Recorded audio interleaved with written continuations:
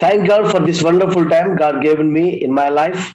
It is my privilege to be part of this world evangelization. So I thank God the revelation which is we have received.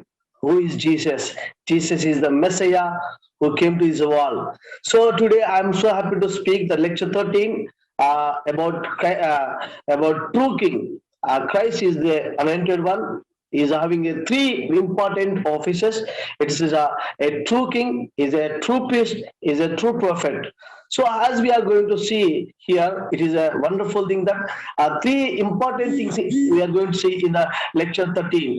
Historical books are recording concerning mostly kings, and also we are going to see that God speaks to us through the historical books, and also we are going to listen the true king. So as we hearing about it is talking about historical books always speaking about kings and their behavior and their action and their deeds in their life. And also we can see the people of Israel in control of kings. And also when people of kings were righteous, people used to be prosper. When kings will be justice, people used to get justice. And when kings will be wicked, people used to be fallen ground. So as we are going to see historical books recording concerning mostly kings, as we see the first one is before the kingdom was split, it was there was a three important kings is there: Saul and David and Solomon. So these are the three important kings are before the kingdom was divided into two groups. The Saul and David was, Solomon was there. After that, number two, we can see that northern kingdom and southern kingdom. Northern kingdom of Israel and southern kingdom of Israel. It is divided into two groups. We can see that in the northern kingdom of Israel, and 19 kings was ruling in BC 931 to BC 722 for about 209 years. They were ruling. It was also consisted of the 10 tribes, that part of the tribe of Benjamin. So as we can see that in the northern kingdom of Israel, 19 kings was there, and also and 209 years they were ruled. In the 10 tribes is there, the Benjamin tribe also included them. We can see that number three, that the Jeroboam is there. He is founded the wicked deeds in the eye of the God, making golden calves and calling them gods, appointing non-Levitic priests, alter dates of the annual holidays and etc. So we could see that here the northern kingdom is of Israel is the 19 kings was ruling. 209 years they were ruled. 10 tribes is there. In Benjamin tribes also people also will be there, and also Jeroboam is there, who is doing wicked things, making gold and claims of the and calling them is living God, a creator. They are living a great creator. They are worshipping golden clubs, and also they have been broken priesthood. We could see that what happened that none of the kingdom of Israel's composed the nine families dynasty were righteous before God. We could see here the nine families of the kings of was there on the throne. So as we nine kings of nine families in the throne, only two kings families became their generations became kings. We can see that there is a seven kings is still the thrones, and also 25 years six kings was ruled. Four kings was still killed by previous kings to become a kings. As we can see that as we are talking about that a kingdom was divided into two groups. It is we are talking about northern kingdom of Israel. In northern kingdom of Israel, 19 kings was is there. 209 years they were ruled, and also they had 10 tribes, 10 tribes was is there, and Benjamin tribes also included. As Jeroboam is doing wicked things, as making golden calves and and doing also appointing priests and doing idol worship. That was a wicked things is going on. So because not only the idol worship is going on, and also they are killing each other, and also they are catching stealing the thrones, and also they are not perfect in the sight of the Lord. That's where it was collapsed by the Assyrian Empire. So we could see that northern kingdom of Israel, 19 kings is ruled, 7 kings was still their thrones. 25 years, 6 kings has ruled in the kingdom of Israel. We could see one more thing that. Southern kingdom of Judah. In southern kingdom of Judah, we could see that 20 kings is ruled from the BC 931 to BC 587. So in that 20 kings was around 344 years they were ruled, and it was consisted of the tribes Judah, some of them belonging to the tribe of the Benjamin. So a few kings, it was including Hezekiah, Josiah, followed the righteous path that divided. We could say that 20 kings as working in the kingdom of Judah, and 344 years they ruled that kingdom of Judah.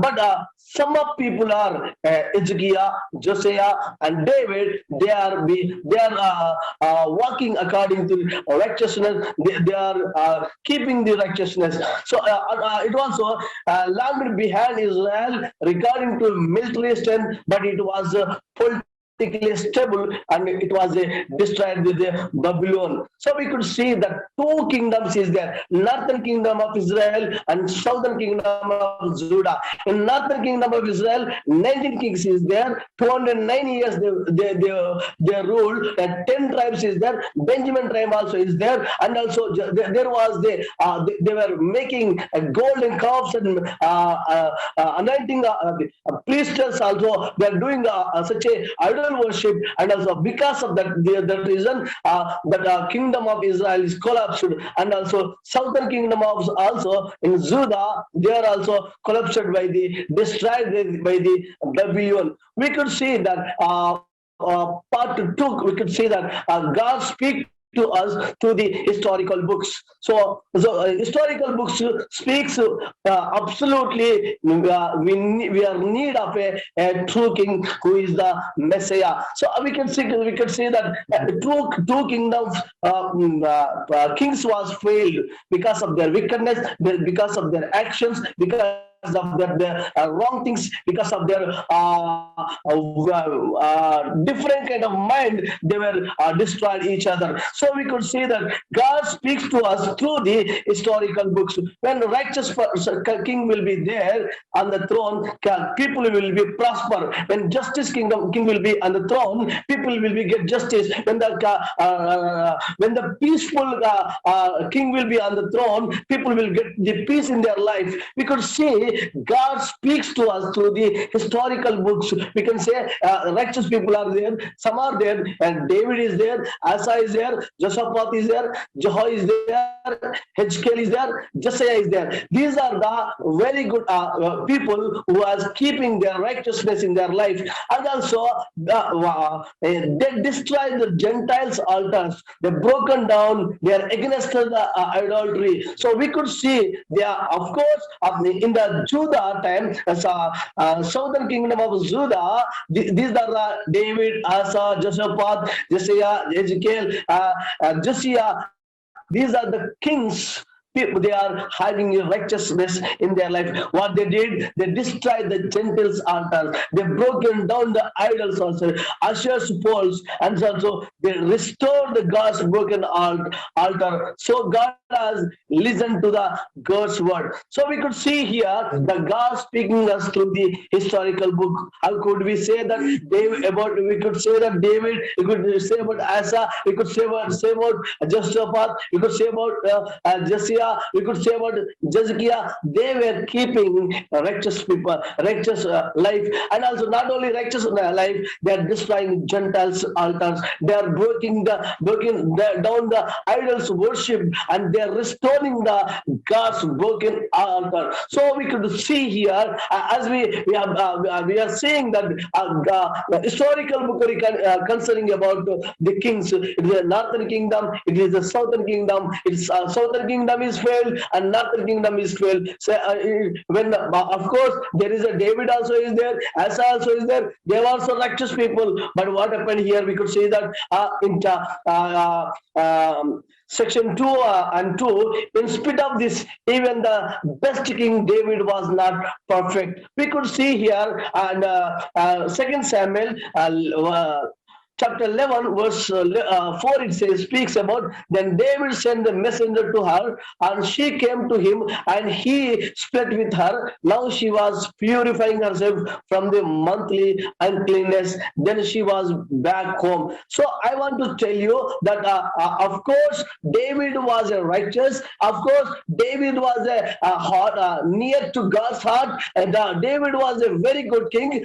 Though he did adultery, he did a mistake, is doing a sin here, we could see here. So I mean that the perfect king David is not perfect. But David is become a adultery he did against God. Also we could see that 2 Samuel 11 verse 15 says, and it is he wrote, put Uriah out of front of where the fighting is fiercest, then withdraw from him, he will be there to struck down and die. So here is doing, when King David, he has to be righteous, he has to be a very good person, he has to do very good things before the Lord. He has to be keep his commandment before in his life, but he did a mistake and he did adultery, and also is taking one more step to do murder. See, now a perfect king became a adulterer, a perfect king became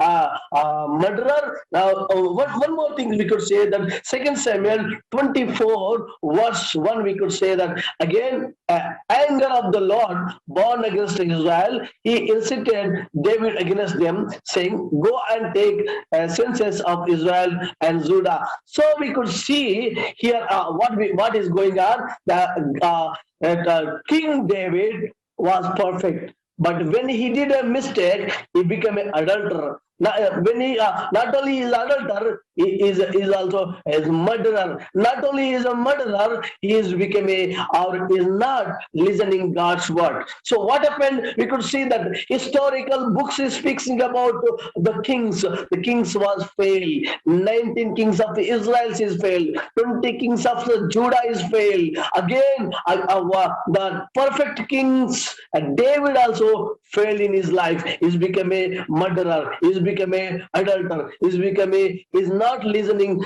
God's voice. Now, what we need a true king. A true king was needed for them. Why? Because they were failed in their life. 19 kings were failed in their life, and 20 kings were failed in their life. They are not righteousness. They are not having righteous life. They are not. They are wicked people, and also they are doing adultery, and also they are doing murder. They are not listening God's word. That's where we are need of a true king who is needed for everyone. So as we could see here, we could see that true king need for everyone. Why we need to we are need of a true king. Who is the true king? The 19 kings is there, 20 kings is there, Saul is there, David is there, Solomon is there. Even though they all are failed, but a true king who is anointed one, who is the Christ, who has to be ruled in this world. So this is we are searching. So a true king who will rule us.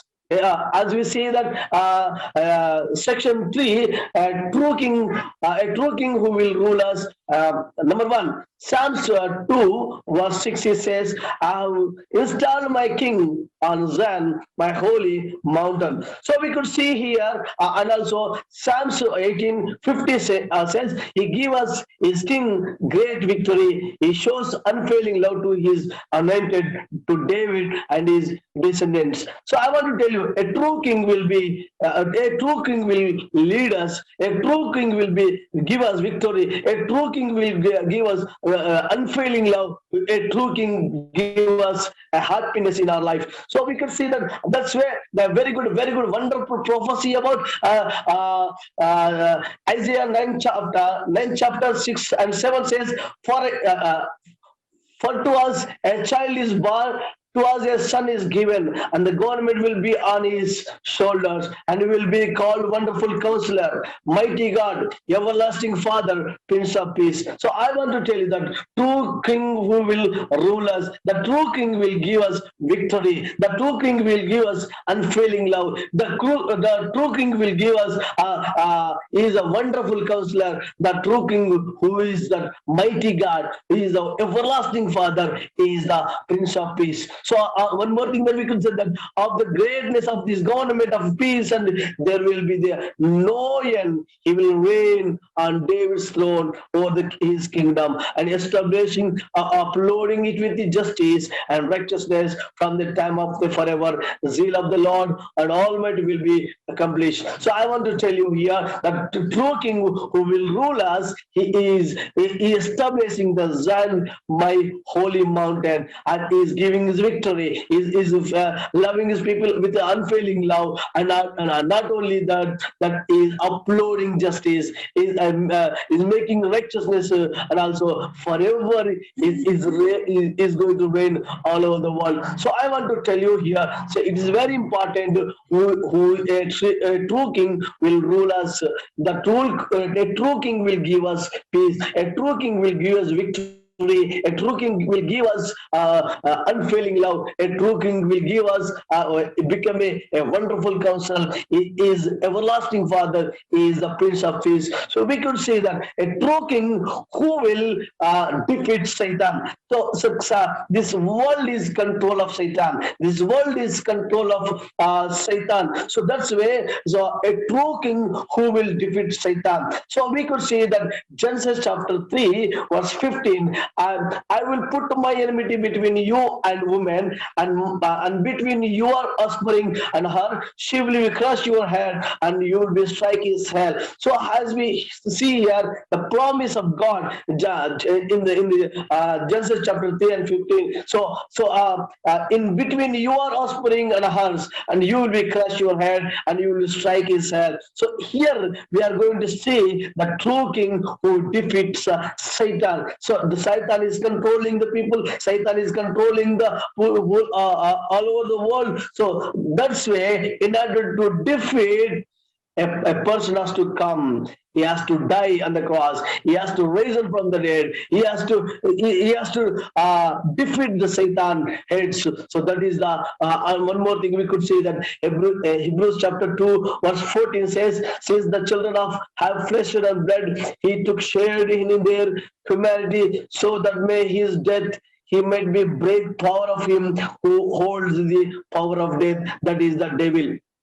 So because Jesus came as a flesh, he died on the cross, he nailed for our sins, he destroyed the head of the Satan. So I want to tell you that true king who will defeat Satan. Why we need true king? Many kings is there, but all kings are failed. All they are wicked. All kings are doing adultery. All kings are in injustice. All kings are not working the proper way. All kings are standing against God. All kings are pushing so many things in their life. So, but in order to fulfill, a true king came this world. He is the who gives us victory. He is eternal God. He is who reigns us. That's why he came here and he defeated Satan. So we could see here one more thing. We could see here.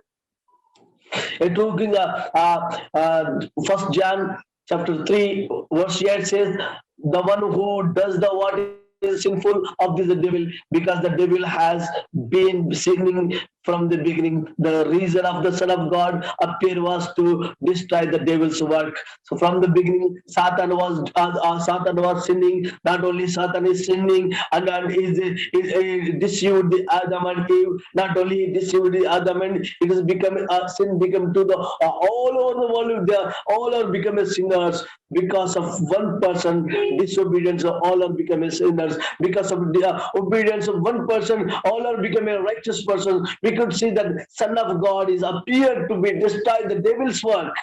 The devil's work is to destroy. Is a Son of God came to this world. So we have been seeing here the historical books speaks about northern kingdom of Israel, southern kingdom of Judah, and also the kings are so some of the kings is there. They failed, but the true king he will come. He reigns. He is who is true king who will defeat the Satan.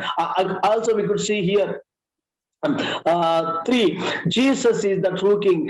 Oh, John chapter 1 and 49, he speaks about Nathanael declaring that, Rabbi, you are the Son of God, you are the King of Israel. So we could see that Nathanael is declaring that, Rabbi, a master, you are the Son of God, you are the King of Israel, you are the King of Israel. If he is the King of Israel, people will peace. If he is the King of Israel, people will get justice. If he is the King of Israel, people will be peace in their life. So that's where that Nathanael is declaring that you are the King of Israel. The Acts chapter 5 verse 31 says, God exalted him to own right hand and Prince and Savior, that he might bring Israel to repentance, forgive their sins. So as we could see that Father, Heavenly Father, sent His Son and to save His people from the not only save them from the bondage,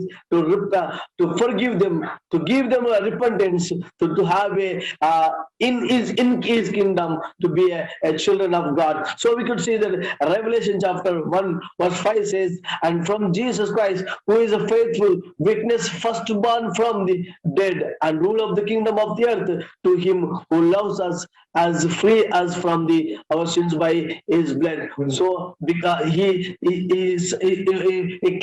cleanses our sins by his blood. So we could say that he is the King of Israel. We could say that he gives us forgiveness our sins. We could say that he is the one who wash our all sins by his blood. He is the true King. So we could say that Revelation chapter 17 verse 14, it speaks about they will be waged war against the Lamb, but the Lamb will be triumph over them, because the Lord of the Lord, King of Kings, and with him he will be the called, chosen, faithful followers. So as we have been hearing that about today's lecture is True King, historical books recording concerning about that before the kingdom was split, it is 3 kings who is working. The Saul is working, David was working, and Solomon was working.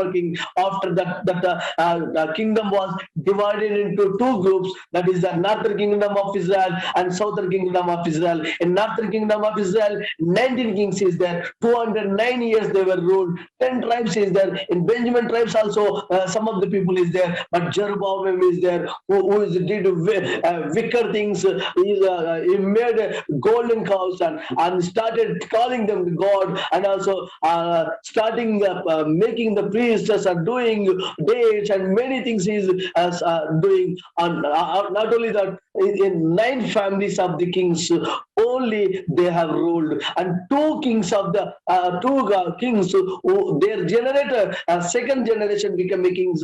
7 kings are still in the other's throne. So 25 kings are worked 25 years. 6 kings are ruled, and also 4 kings are killed by the previous kings to become a kings. This was the wicked things happening in the kingdom of Israel. So what happened? It was because of that reason that it was collapsed by the Assyrian Empire. So I would like to say very quickly, and I'll close it. The Southern Kingdom is there, but 20 kings is there. 340 years they worked, but also tribes is there. So I want to tell you that very good people is there. Hezekiah is there. Josiah is there. David is there. Even though it was destroyed by the Babylon. So God speaks to speaks to us to the historical books. When we see the righteous person being on the throne, people will be prosper. When we see the justice person will be on the throne, people will get justice. When the justice person will be on the throne, they will be peaceful in their life. But we can see that David, Asa, Josaphat, Josiah, Hezekiah also, they did very good things. They destroyed the altars of the idol worship, that they restore the broken altars, and of course they did very good things. Judah people are very good people. If we are comparing to kingdom of Israel and kingdom of Judah, Judah people are they are trying their level best to, but what happened when David also a very good man, but he did adultery. David was a good man, he's a murderer. David was a man, so that's why I want to tell. Yeah, thank you so much, Pastor Surendra Paul. Thank you so much for making us to see through the scripture that Jesus is our true king. And the key point that we need to hold on to is that the kings were anointed to rule in justice and righteousness, to manifest and represent God, and also to defend their own people against their enemy. And we could see that all the kings that God was speaking through their life for us to understand what Messiah will do when Messiah comes, they were imperfect. See, so we need a true king who will rule our life in justice and righteousness, and not only that will defeat our enemy. Remember, one of our fundamental problems is Satan, who caused us to sin against God, and the sin separates us from God. So we need the Messiah, because only Messiah that can defeat Satan. So Jesus is the true king who defeats Satan, not for himself, but for us. What a blessing. So now, when we believe that Jesus is the Christ, we have authority. We have dominion over Satan. Satan can no more rule our life. Glory to God.